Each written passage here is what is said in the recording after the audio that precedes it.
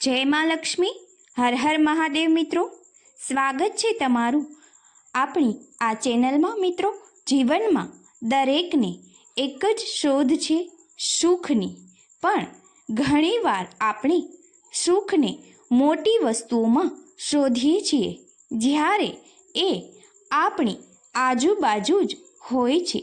આજે આ વિડીયોમાં આપણે જાણીશું સુખી જીવન જીવવાના 50 સરળ નિયમો.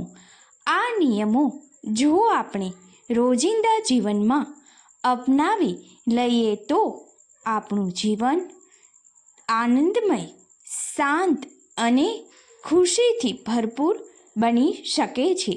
દરેક વ્યક્તિએ જીવનમાં મનની શાંતિ, સ્વાસ્થ્યની શાંતિ, પારિવારિક શાંતિ અને આર્થિક કટોકટીના સમયનો સામનો તે કરતા હોય છે.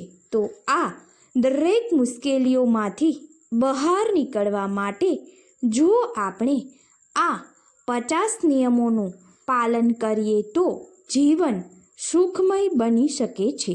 હવે આપણે જોઈએ મનની શાંતિ મેળવવા માટેના નિયમો.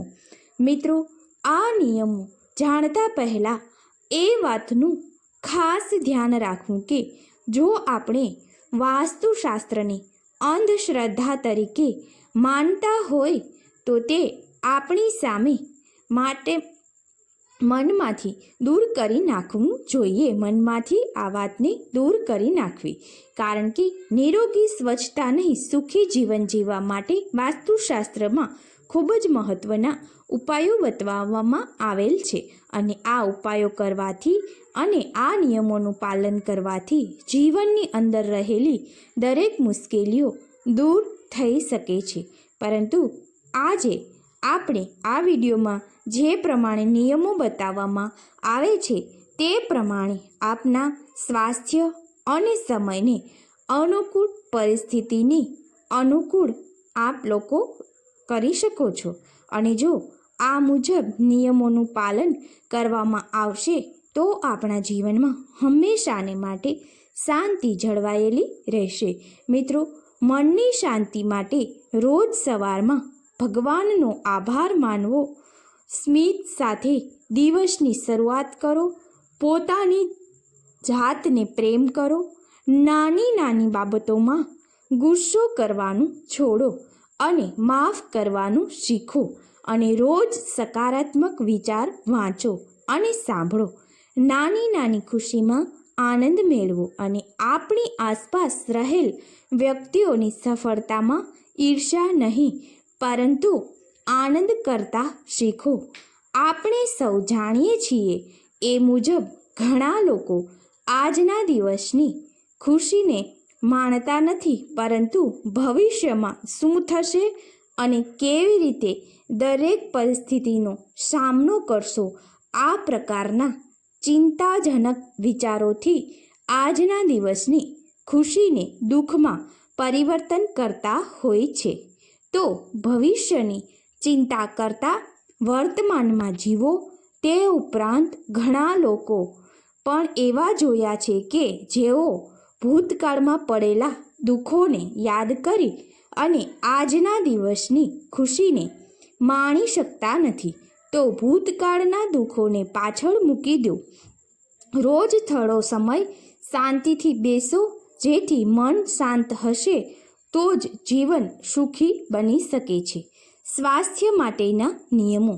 મિત્રો, સ્વચ્છ રહેવા માટે હંમેશા સ્વસ્થ અને સાત્વિક આહાર લો, નિયમિત વ્યાયામ કરો, સમયસર જરૂરી એટલી ઊંઘ કરો, આખા દિવસમાં પૂરતું પાણી પીવો. તે ઉપરાંત મોબાઈલ પર ઓછો સમય વિતાવો અને પ્રકૃતિ સાથે જોડાયેલા રહો. તે ઉપરાંત હાસ્યમય જીવન રાખો. કામ અને આરામનું સંતુલન રાખો, નહીંતર શારીરિક થાકથી માનસિક સ્થિરતા બગડી શકે છે. ધીરજ અને શાંતિ રાખો. જીવનમાં તમામ કાર્ય પૂર્ણ થશે.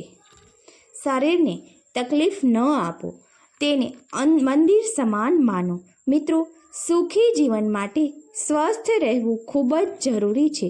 સંબંધો માટેના નિયમો: પરિવાર સાથે પૂરતો સમય વિતાવો. ઓફિસ કામ અને ઘર કામ બાદ શક્ય હોય તેટલો વધારે પડતો સમય બાળકો સાથે રમી અને અલક-મલકની વાતોથી વિતાવો. વૃદ્ધોને સન્માન આપો. જીવનમાં સારા મિત્રતા બનાવો, જે આપણને પ્રગતિના પંથ બતાવે નહીં કે તે પડતીના. નકારાત્મક લોકો પાસેથી દૂર રહો અને બીજાને મદદ કરો.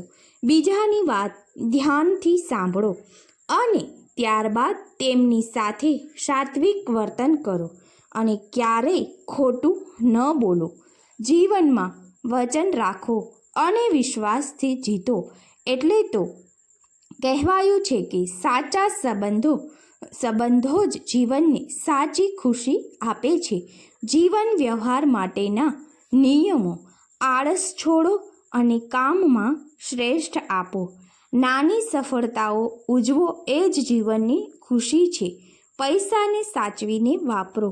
લોભ અને અહંકાર છોડો. બીજાની તુલનામાં પોતાની જાતને ન માપો. પોતાની ભૂલોમાંથી શીખો. સારા પુસ્તકો વાંચો. નવી વસ્તુ શીખવાનું બંધ ના કરો. હંમેશા જીવનમાં નવી વસ્તુ શીખવાનો શોખ પ્રગટ કરો, જે મગજને શાંતિ અને સ્વસ્થ રાખશે. સપના જોવાનું ચાલુ રાખો. ક્યારેય હાર ન માનો. એટલે જ કહેવાયું છે કે જીવનને સરળ બનાવો, મુશ્કેલીઓ આપમેળે ઓછી થશે. આધ્યાત્મિકતા અને ખુશી માટેના નિયમો: દાન અને જીવનનો એક મંત્ર બનાવી લો. રોજ કૃતજ્ઞ રહો. દરરોજ થોડો સમય પ્રાર્થનામાં આપો. દરેક દિવસને તહેવાર સમાન માણો. બીજાને હસાવો. નાની નાની ખુશીઓ એકત્ર કરો. સારા વિચાર બીજાઓ સુધી પહોંચાડો. જીવનને હળવાશથી જીવો. મનમાં હું ખુશ છું એવો વિચાર દોહરાવો. દરેક દિવસને નવા અવસર તરીકે માણો. મિત્રો, આ 50 નિયમો કદાચ સાંભળવામાં નાના લાગે, પરંતુ જીવનમાં અમલ કરવાથી એ આપણને અતિશય શાંતિ, આનંદ અને સકારાત્મકતા આપી શકે છે. એટલે યાદ રાખજો, સુખ મોટા મહેલોમાં નહીં, પરંતુ નાની નાની ખુશીઓમાં છુપાયેલું છે. ચાલો આજથી જ આ નિયમોને ધીમે ધીમે જીવનમાં ઉતારીએ અને સાચા અર્થમાં સુખી બનીએ. જો તમને આ વિડીયો ગમ્યો હોય તો લાઈક, શેર અને સબસ્ક્રાઈબ કરવાનું ભૂલશો નહીં. હર હર મહાદેવ. જય શ્રી કૃષ્ણ.